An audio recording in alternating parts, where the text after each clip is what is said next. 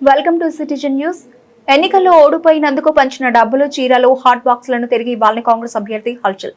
ఎదురు తిరిగిన ఓటర్లు యాదాద్రి భువనగిరి మున్సిపాలిటీలోని ఎన్నికల్లో 1వ వార్డులో ఓడిపోయినందుకు తాను పంచిన డబ్బులు, చీరలు, హాట్ బాక్సులను తిరిగి ఇవ్వాలని ఓటర్ల ఇళ్లపైకి వెళ్లి హల్చల్ చేసిన కాంగ్రెస్ అభ్యర్థి స్వరూపారాణి, ఆమె కుటుంబ సభ్యులు ఓటర్లందరూ మూకుమ్మడిగా ఎదిరించడంతో సమాధానం చెప్పలేక అక్కడి నుండి వెళ్లిపోయిన స్వరూపారాణి.